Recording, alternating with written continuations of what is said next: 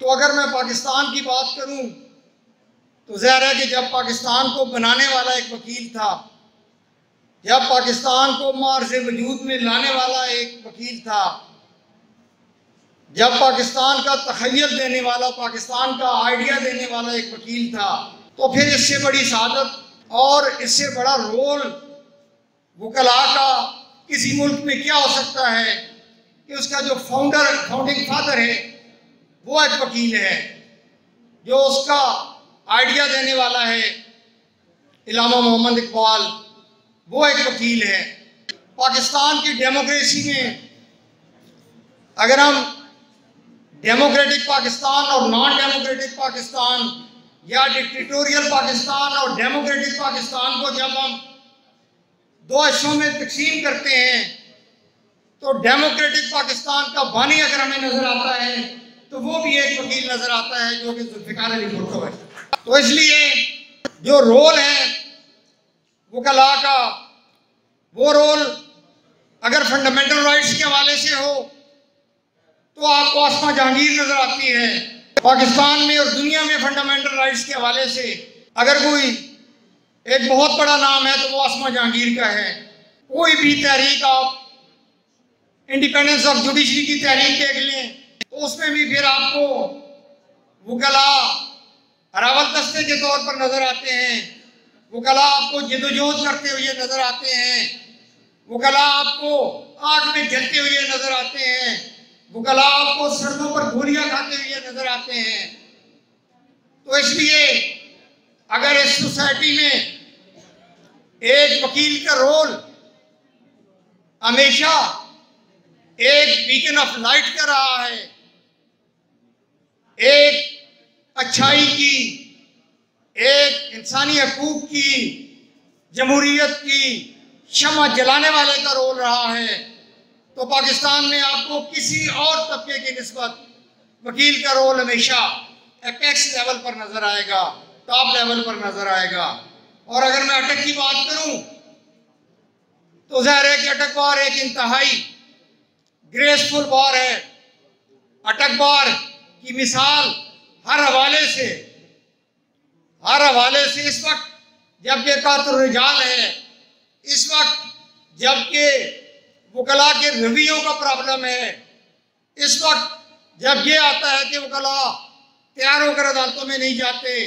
जत्थों की सूरत में जाते हैं, एक बात होती है, तो उसमें अगर कोई एक्सेप्शन है पूरे पाकिस्तान में तो वो अटक है।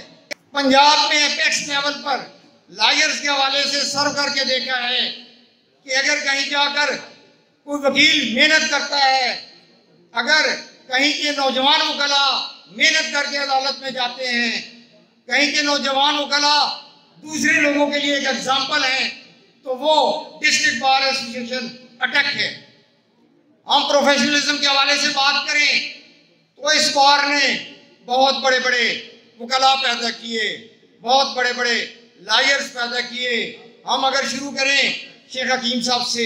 हम अगर चौधरी अब्दुल्ला साहब की बात करें, हम अगर सैयद मोहम्मद अयूब बुखारी साहब की बात करें, तो हमें नजर आता है कि वो प्रोफेशनल लेवल जो कि सैयद हैदर शाह साहब का मैं जिक्र करना भूल गया, जो कि पंजाब लेवल पर अगर आप क्रिमिनल के हवाले से देखें, अगर आप फौजदारी के हवाले से देखें, शेख एजाज साहब का जिक्र करना मैं भूल गया, और बहुत सारे ऐसे नाम हैं। और अगर हम यहाँ पर पॉलिटिक्स की बात करें, यहाँ पर डेमोक्रेसी की बात करें, यहाँ पर जमहूरियत की बात करें, तो आपको तहरीक खत्म नबूवत में सैयद मोहम्मद अयूब बुखारी साहब का किरदार एक बहुत बड़ा किरदार नजर आता है। यहाँ पर कोई भी डेमोक्रेटिक मूवमेंट है उसमें शेख हैसुद्दीन साहब का किरदार, उसमें राना अफसर अली साहब का किरदार, ज़ैद हुसैन बुखारी साहब का किरदार, ये वो किरदार हैं जो आप यहाँ के अटक के वासियों से पूछें या अटक के ज़रे ज़रे से पूछें तो आपको बताएंगे कि अटक के वकला ने यहाँ पर इंसानी हकूक़ के लिए, डेमोक्रेसी के लिए, लोगों के हकूक़ के लिए क्या किरदार अदा किया है। और फिर अटक ने सदाकत अली खान साहब जैसे नाबगैर रोजगार वकील पैदा किए। लाहौर हाई कोर्ट की आज तक की हिस्ट्री में सबसे ज्यादा डिस्पोजल करने वाला जज पैदा किया, जो आज भी सब लोगों के लिए एक मिसाल है तो ये सारे जो क्रेडिट जाते हैं ये डिस्ट्रिक्ट बार एसोसिएशन अटक को जाते हैं, ये यहाँ के वकला को जाते हैं, ये इस मट्टी को जाते हैं, ये इस प्रेमिसेस को जाते हैं। और इंशाअल्लाह आने वाले कल में भी हमारे आज ये जो बच्चे बैठे हुए हैं, हमारी बेटियां अब इस प्रोफेशन में माशाअल्लाह एक बहुत बड़ी अक्सरियत में आ गई हैं, तो ये बेटियां और ये बेटे भी इंशाअल्लाह साबित करेंगे कि वो अपने बुजुर्गों की रवायात को अपने प्रोफेशन के हवाले से, पाकिस्तान में इंसानी हकूक़ की जदोजहद के हवाले से, पाकिस्तान में जमहूरियत के हवाले से इंशाअल्लाह वही किरदार अदा करेंगे जो इनके बुजुर्गों ने मिसालें सेट की हैं। और मैं यहाँ पे आज बड़े फ़ख्र से ये बात कहता हूँ कि अटक के लिए और अटक बार के लिए बहुत सारे लोगों ने बहुत किरदार अदा किया। हर कोई बंदा अपने अपने वक्त में अपना किरदार अदा करता रहा है कि अगर पॉलिटिक्स में किसी को देखना है, पॉलिटिक्स में किसी को आइडियल बनाना है तो सरदार सलीम हैदर खान साहब को बनाएं, और प्रोफेशन में किसी को आइडियल बनाना है तो सदाकत अली खान साहब को बनाएं। ये लोग हमारे लिए, इस मट्टी के लिए, इस धरती के लिए एक असासा हैं। और मुझे आज यहाँ खड़े हुए एक बात करते हुए खुशी महसूस होती है कि इस बार में जो डेवलपमेंट है वो स्टार्ट की शेख हसनुद्दीन साहब ने, और वो डेवलपमेंट भी है, राना साहब इस बात के गवाह हैं, वो भी उस दौर में शुरू हुई जब इस मुल्क में पाकिस्तान पीपल्स पार्टी की हुकूमत थी, मोहतरमा बेनज़ीर भुट्टो शहीद की हुकूमत थी। और फिर उसके बाद इस बार में अगर सबसे ज़्यादा तरक्याती काम हुआ तो वो मेरे पीरियड में बतौर प्रेसिडेंट हुआ, लेकिन उसमें मेरा किरदार कम था, पाकिस्तान पीपल्स पार्टी का और सरदार सलीम हैदर खान साहब का किरदार ज़्यादा था। हर वक्त की बात होती है, उस वक्त ज़ाहिर है कि सरदार साहब, आप हमारे कई दोस्त गिला करते हैं कि सरदार साहब क्या दे के जाते हैं, क्या दे के जाएंगे, ये वक्त की बात होती है। कभी एक ओहदा आपके पास होता है, उस वक्त सरदार साहब के पास ऐसा ओहदा था, उसमें डॉक्टर बाबर अवान साहब की at that time he was law minister, तो उनकी ब्लेसिंग भी हमारे साथ शामिल थी, जिक्र करना ज़रूरी है। तो उस वक्त सरदार साहब मिनिस्टर थे, तो मिनिस्ट्री में मेरा ख्याल है कि अटक बार को आज तक की हिस्ट्री में जितने फंड मिले हैं वो सरदार साहब की वजारत में और उस वक्त पीपल्स पार्टी के दौर में मिले हैं। तो आज आखिर में जब मैंने ये सारी डिस्टिंक्शंस का जिक्र कर दिया, तो अगर एक डिस्टिंक्शन का जिक्र ना करूं तो वो भी ज्यादती होगी कि ये डिस्ट्रिक्ट बार अटक को ही ये एजाज़ हासिल है, ये डिस्ट्रिक्ट बार अटक में ही ये मुमकिन हुआ कि पंजाब में फॉर द फर्स्ट टाइम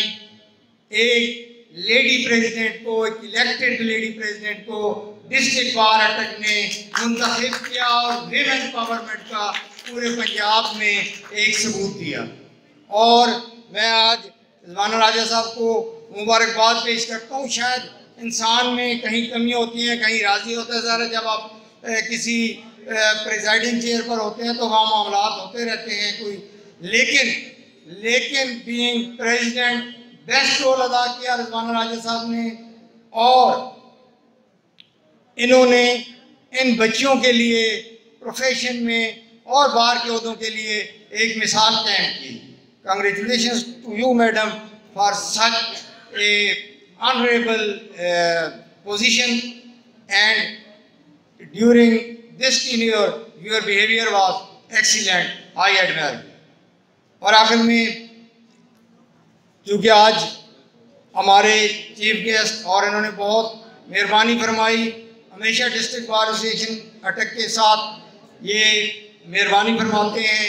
जब से ये तशरीफ़ लाए हैं हमें ऐसा महसूस होता है कि हम अपने प्रेसिडेंट साहब से बात नहीं करनी, जज साहब से जाकर बात कर लेंगे। मैं जिक्र कर रहा हूँ अपने डिस्ट्रिक्ट एंड सेशन जज साहब का। Sir, we are very grateful to you